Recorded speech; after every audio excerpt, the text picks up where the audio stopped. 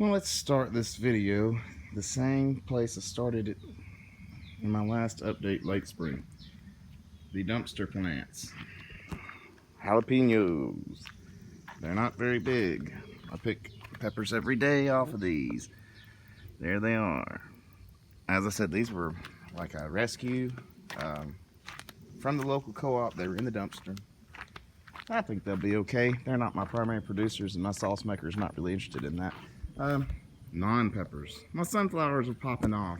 Those are the volunteers, and these are the ones that I actually planted. These are multiple colors this year. I know that's not what you're watching this video for, but I want to show you some stuff I didn't ever show you last time.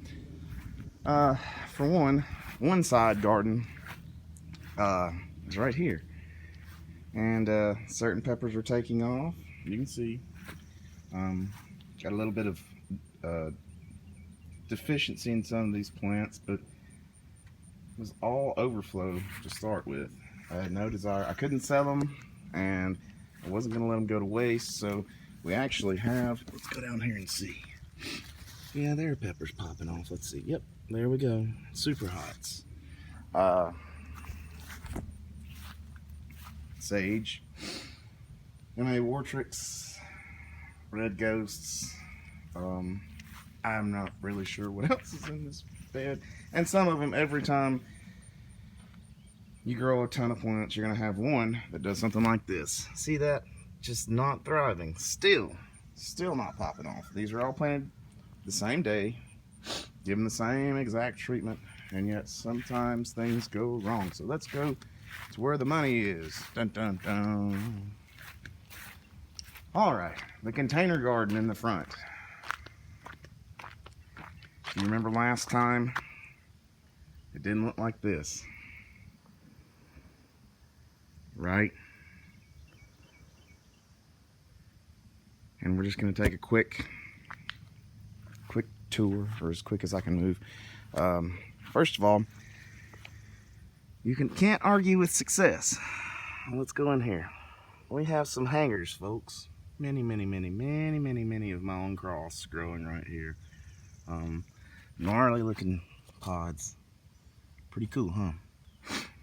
In this 30-gallon container.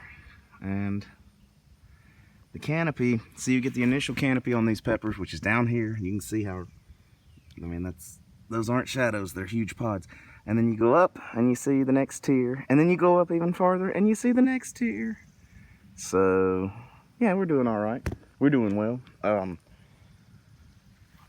I was planning on this plant to be next year, and it had different ideas.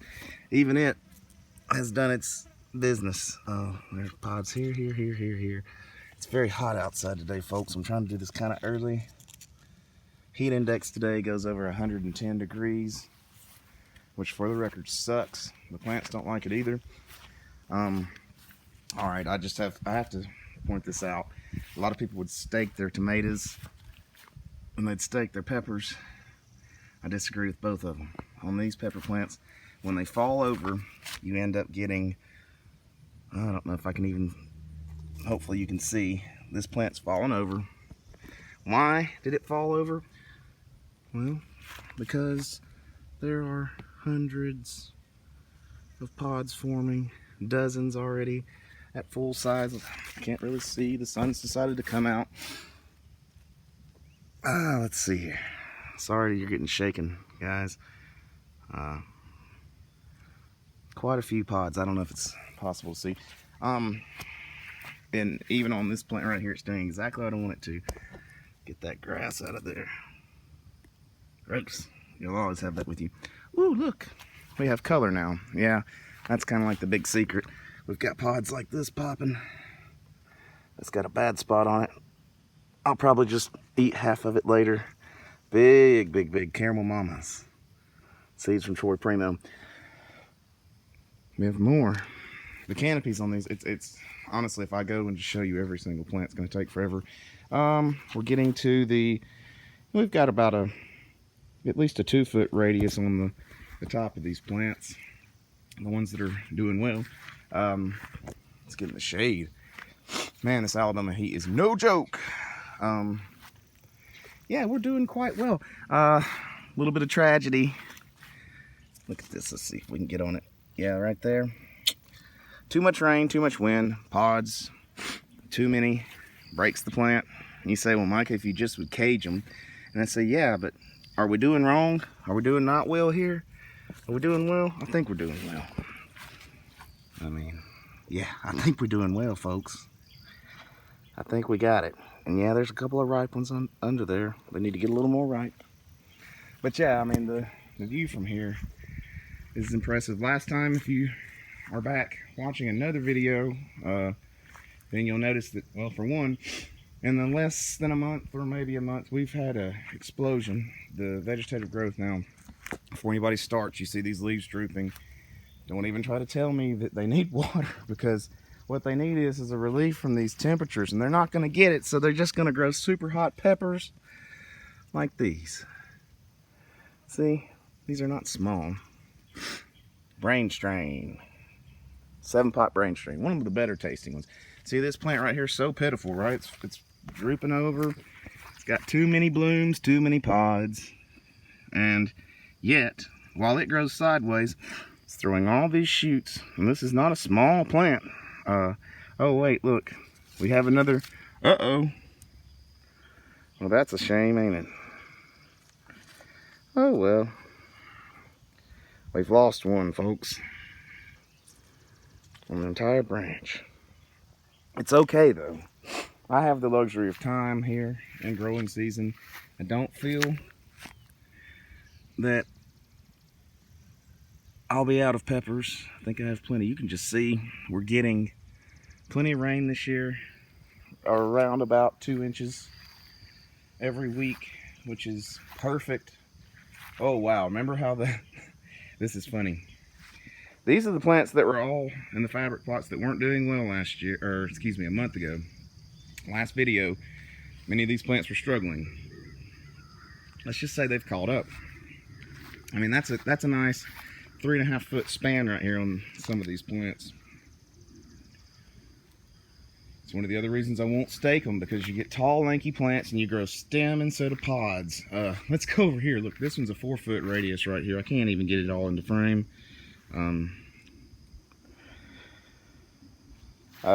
It's kind of ridiculous. These are the purple ghost scorpions. I wonder if you can get down there and see. Well, it's kind of hard to see, but oh yeah, there's plenty of pods.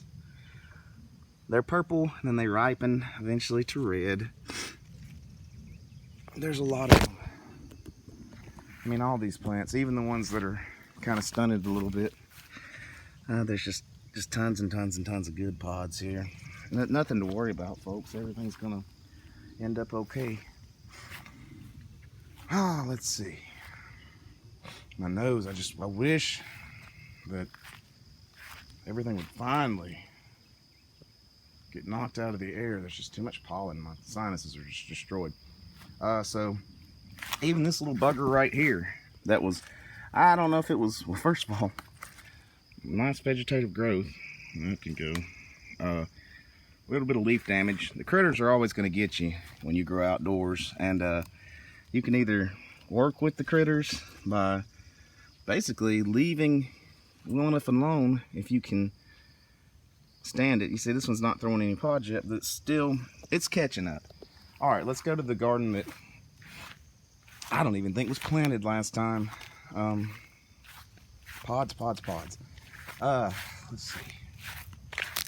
Yeah, this over here. I planted another bed, and since the last video, these plants all came out of double cut method, of course, and they're starting to throw pods as well.